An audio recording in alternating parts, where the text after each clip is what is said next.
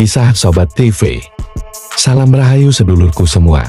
Semoga kita selalu diberikan kesehatan dan kebahagiaan, juga ketenangan dalam hidup. Sebelum mendengarkan cerita ini, alangkah baiknya sedulur kita bantu channel ini dengan memberikan like, komen, dan subscribe. Gunung Lawu menyimpan sejuta misteri.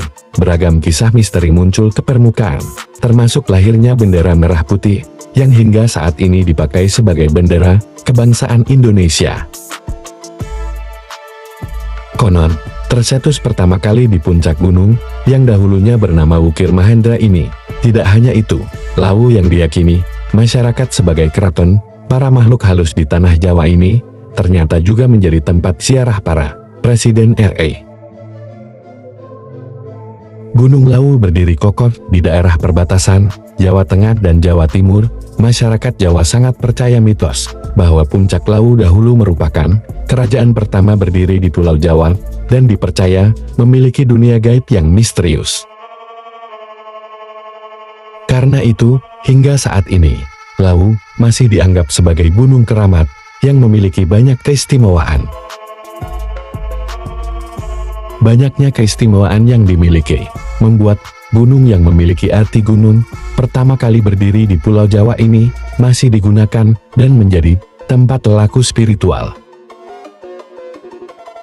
Salah satu pengamat dan ahli spiritual yang sangat mengerti seluk-beluk Gunung Lawu, Polet yang karib dipanggil Pak Po ini, mengatakan Lawu adalah pusat budaya dan kegiatan spiritual Jawa. Bahkan bila ditarik secara garis lurus, Gunung Lawu sejajar tegak lurus tepat di Pura Mangkunegara. Bukan berada tepat di Keraton Kasunanan Surakarta, seperti halnya Keraton Ngayogyakarta yang sejajar tepat dengan Gunung Merapi. Selain itu, Gunung Lawu ternyata berdiri persis di tengah perempatan 4 penjuru mata angin. Lawu itu letaknya pas di perempatan, dan jika ditarik garis lurus, akan bertemu tepat di Pura Mangkunegaran Solo. Seperti halnya Keraton Ngayogyakarta, tegak lurus tepat dengan Gunung Merapi, katanya di Karanganyar, Jawa Tengah belum lama ini. Sudah sejak zaman dahulu, ujarnya, Lawu menjadi tempat untuk laku spiritual para tokoh dan negarawan, sejak zaman keraton sampai saat ini. Puncak Hargo Dumila merupakan tempat sakral yang sering digunakan untuk semedi, meditasi, atau mengolah kebatinan. Karena Gunung Lawu memiliki sejarah dan mistik tinggi, dan dipercaya sejak turun-temurun digunakan para raja dan para pemimpin negara dan daerah sebagai tempat menyepe, mencari wangsit atau petunjuk dari Tuhan. Tidak sembarang orang mampu mendaki Gunung Lawu. Semua harus berawal dari niat yang baik, karena di sana banyak melewati tempat keramat. Banyak pantangan atau larangan yang harus diikuti. Hati, pikiran, ucapan dan perbuatan harus bersih.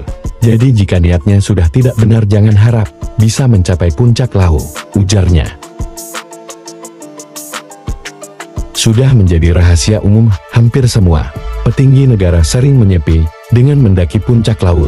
Sejak zaman era Bung Karno, Presiden pertama Indonesia ini pun sudah sering melakukan tetira atau menyepi di Lawu. Demikian pula dengan Soeharto, sepanjang hidupnya kecintaan terhadap Gunung Lawu tak perlu diragukan. Terlahir sebagai orang Jawa yang sangat menjunjung tinggi nilai budaya Jawa, tak aneh jika kehidupan Soeharto selalu dikaitkan dengan hal mistis. Dikenal sebagai orang yang sangat menghargai dan menjunjung tinggi budaya leluhurnya, Soeharto sering melakukan lelakut tirakat di puncak Lawu. Dengan bersemedi atau bertapa di tempat keramat, di salah satu pusat kekuatan misti tanah Jawa, Gunung Lawu jadi tempat favorit Soeharto. Bahkan sampai menutup mata Lawu adalah tempat yang sangat disukai Pak Harto. Terbukti beliau lebih memilih untuk dimakamkan di lereng sebelah barat kaki Gunung Lawu, katanya.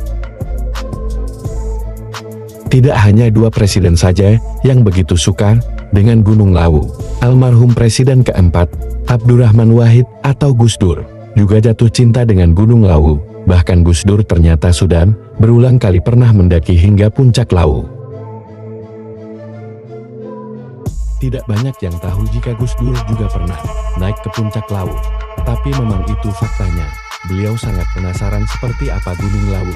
Begitu merasakan sekali naik menjadi keterusan, ujarnya dengan tersenyum. Begitulah cerita episode kali ini. Sedulur, beberapa satrio piningit negara kita, orang nomor 1 yang telah mengunjungi Gunung Lawu. Terima kasih.